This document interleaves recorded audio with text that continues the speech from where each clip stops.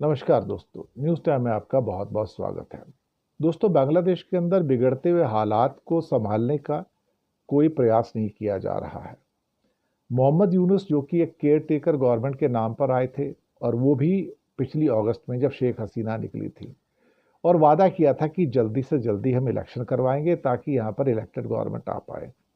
बीच में अदालतों के अंदर कई मुद्दे गए थे जहाँ पर कहा गया था कि अवामी लीग को क्या कहते हैं डिस्क्वालीफाई कर दिया जाए, लेकिन कोर्ट ने कहा कि आप किसी पार्टी को डिस्क्वालीफाई नहीं कर सकते। अगर उनका लीडर यहाँ पर नहीं है, देश छोड़ के चला गया, तो पार्टी को आप डिस्क्वालीफाई नहीं कर सकते, पार्टी तो इलेक्शन लड़ेगी। बीएनपी को, खालेदा जिया की जो पार्टी थी, उनको भरोसा हो गया था कि कुछ ना कुछ अच्छा होगा। लेकिन धीरे धीरे कई स्टेटमेंट आए हैं बीएनपी के जो सेक्रेटरी जनरल है मिर्ज़ा फ़खरुल इस्लाम आलमगीर के, कि हम बहुत बार कोशिश करते हैं यूनुस साहब से मिलें, मुलाकात भी होती है, अभी मुलाकात हुई और उनसे कहा कि इलेक्शन के बारे में, लेकिन वो कोई एश्योरेंस नहीं देते।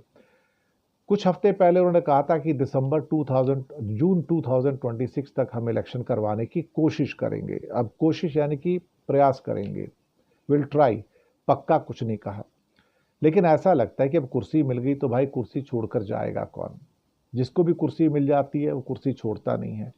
बिल्कुल टेम्परेरी तौर पर यूनुस आए थे और केयर टेकर के तौर पर आए थे, और वो दरअसल केयर टेकर एडमिनिस्ट्रेशन के तौर पे आए थे। वो कोई प्राइम मिनिस्टर नहीं है, वो कोई प्रेसिडेंट नहीं है, he is a care taker of the Bangladesh. और उनका पहला फर्ज ये था कि फटाफट वहाँ पर चुनाव करवाए जाएं, इलेक्शन करवाए जाएं, लेकिन वो उस बात से पीछे हटते चले जा रहे हैं। तो उस बात पे दोबारा से बीएनपी के सेक्रेटरी जनरल ने इल्ज़ाम लगाया कि भाई आप तो अपने वादे से पीछे हटते चले जा रहे हैं। पहले आप कह रहे थे 3 महीने में इलेक्शन करा लेंगे, फिर कहा कि नहीं हम 1 साल के अंदर अंदर करा लेंगे। अब आप जून 2026 तक चले गए हो। ये तो ऑलमोस्ट 2 साल हो गए जब आपने अगस्त 2000 क्या कहते हैं 24 के अंदर पिकअप किया था शेख हसीना से। तो हालात बिगड़ते जा रहे हैं।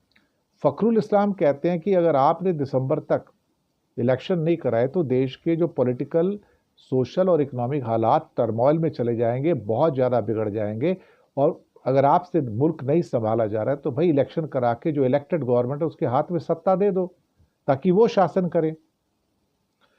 आपको याद होगा बीच में जो कुछ स्टूडेंट लीडर्स भी थे जिन्होंने पार्टी छोड़ दी, केयर टेकर गवर्नमेंट छोड़ दी और उन्होंने अपनी पार्टी बना ली वहाँ पे, वो नागरिक पार्टी जो बनाई, सिटीजन्स पार्टी जो बनाई है।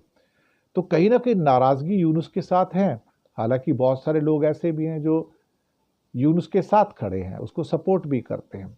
लेकिन सपोर्ट करने का मतलब ये थोड़ी कि आप इलेक्शन नहीं करवाएंगे। आपने जो वादा किया है, अब 1.5-2 साल तक आप, अगर आप उसका केयर टेकर बन के राज करना चाहते हैं तो भाई इलेक्शन तो करवा लो ना कम से कम।